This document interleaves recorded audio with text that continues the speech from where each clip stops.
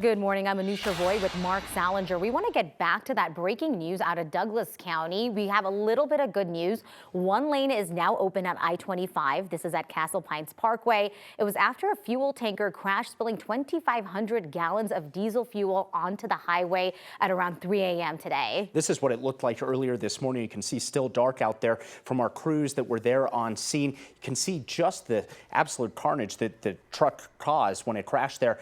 2,500 gallons of diesel fuel were spilled in the roadway as well as through the ravine that's going by next to it.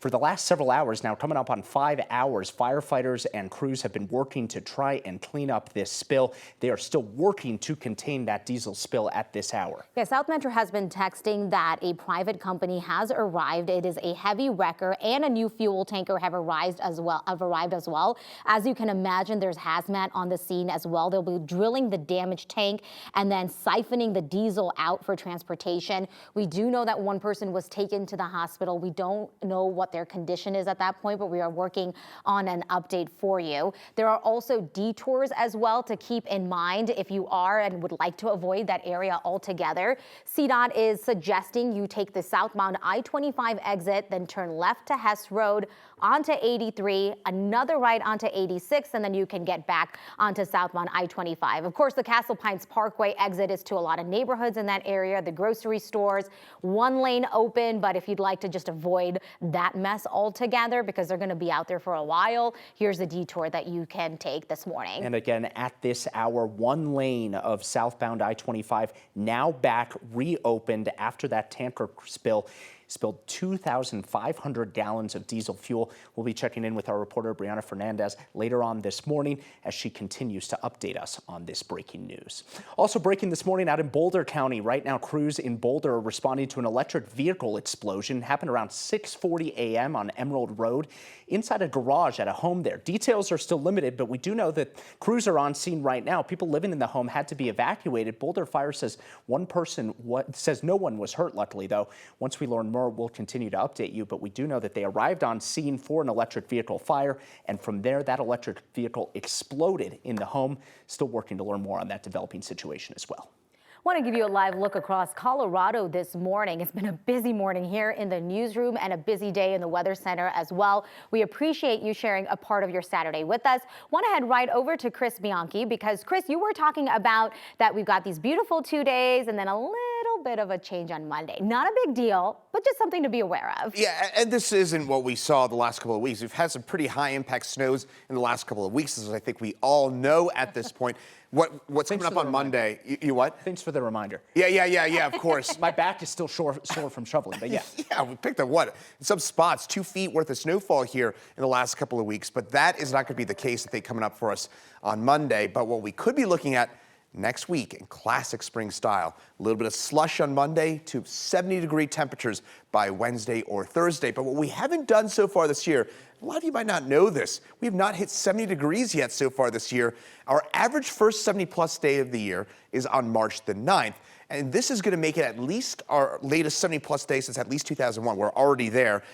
If we get past Monday without a 70-plus day, it'll be our latest 70-degree day, first 70-degree day, since 1983. So it's been a bit of a, I wouldn't say chilly start to the season, but we've had a lot of upper 60s. We just haven't quite gotten to that 70-degree marker yet. Today, though, mid-60s, hey, we'll take it. Mild, breezy. I know some of you are seeing some clouds in the foothills. Those will break up in the next hour or two. Highs in the 60s and 70s for us in the Eastern Plains today. Seeing some snow showers for us here into the high country right now, but the main storm system that's moving its way in our direction, they'll bring us some of that unsettled weather for tomorrow and into your Monday. That one out in California. Mountain snow showers this afternoon, but the main event tomorrow night, I'll have details on what you can expect tomorrow night and to your Monday coming up in my full forecast.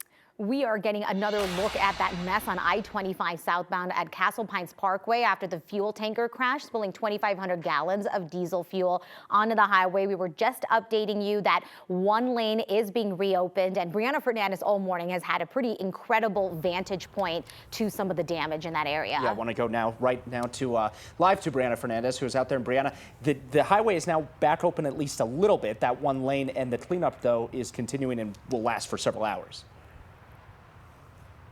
that cleanup, like you mentioned, it could take us several hours. And right now, there's no ETA on when that all lanes of southbound I-25 will reopen. But I just kind of want to show you the traffic that we're seeing. We're seeing about a mile right now of that traffic. That one lane is back open, that left lane.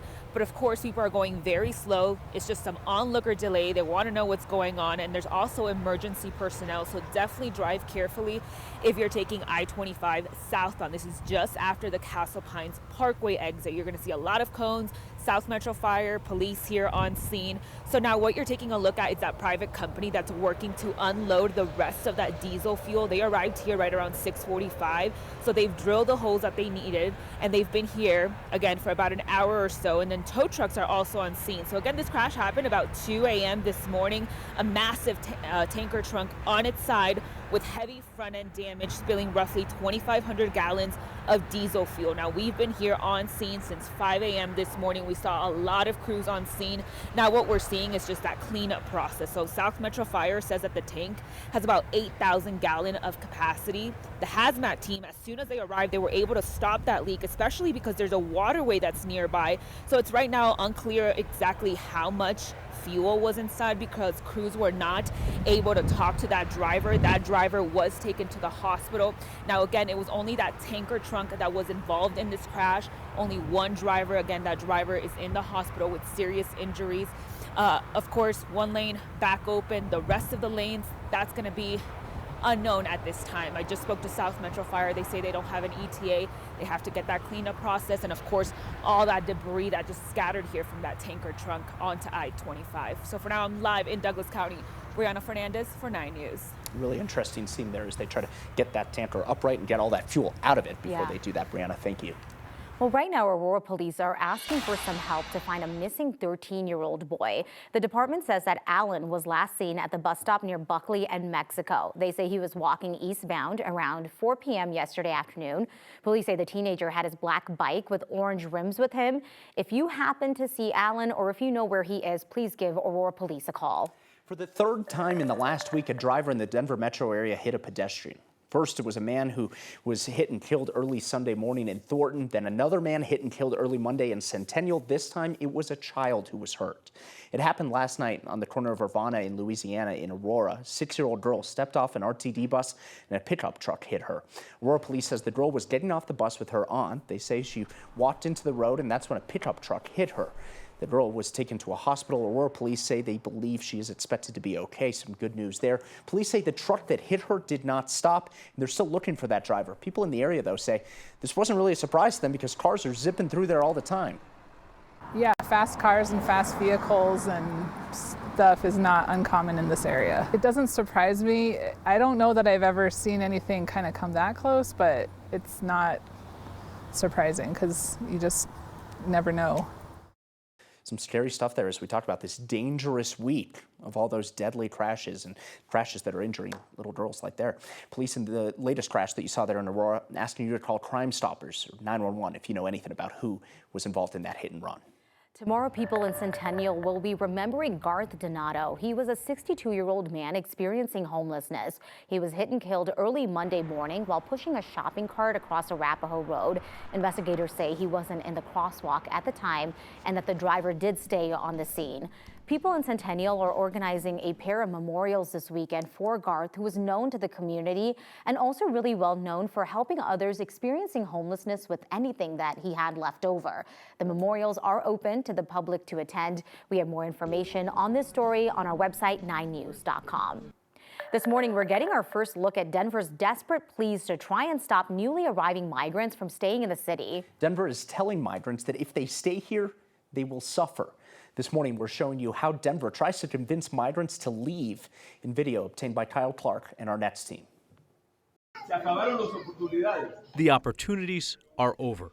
That's Andres Carrera, political director for Denver Mayor Mike Johnston. Nueva York te da más, Chicago te da más. Entonces sugiero que vaya por allá, donde hasta también con un albergue de más largo plazo. Carrera is Denver's so-called newcomer communications liaison. That means that he meets the busloads of new arrivals. The city says this group got here on March 26, sent up by Texas's Republican Governor Greg Abbott. He warns them the jobs, the resources, the opportunities have already gone to the 40,000 migrants who came to Denver before them. Hemos recibido demasiados migrantes y por eso se acabaron los recursos. Mira, no te vamos a bloquear. Si quieres permanecer aquí, no estoy aquí para bloquearte, estoy aquí para avisarte que tu camino no ha terminado. Si permanecen aquí, te vas a sufrir hasta más, y eso no lo quiero ver. Parents listen quietly as children play on the floor, as Denver tells these families that have sometimes walked from one continent to another that they just have to keep moving. But they don't have to walk. Denver will buy them a bus ticket. Solo es que tu camino no ha terminado. Tu camino no ha terminado. Que viajas un tantito más. No tienes que caminar por ningún parte. Podemos comprarte boleto gratuito. Puedes ir a cualquier ciudad. Hasta la frontera de Canadá te llevamos. A donde sea. The city says it won't buy bus tickets to Canada, but it will help migrants get to American border cities up north. It's a desperate pitch by Denver, a city that has taken in more migrants per capita than any city outside the southern border and is looking at $120 million in budget cuts to pay for migrant services. The moment of truth. Who in the crowd wants to go to a different city? Okay, ¿y quién quiere viajar por diferentes ciudades donde hay más trabajo? And who wants to stay in Denver? ¿Y cuál de ustedes todavía quieren permanecer aquí? Todos, a migrant says. Everyone. Right now, the clock is ticking for those migrants that you saw in that video who arrived on that bus. Families have 6 weeks in Denver shelters, then they have to leave. Individuals have 14 days. After that, the city says they may not have the resources to help them.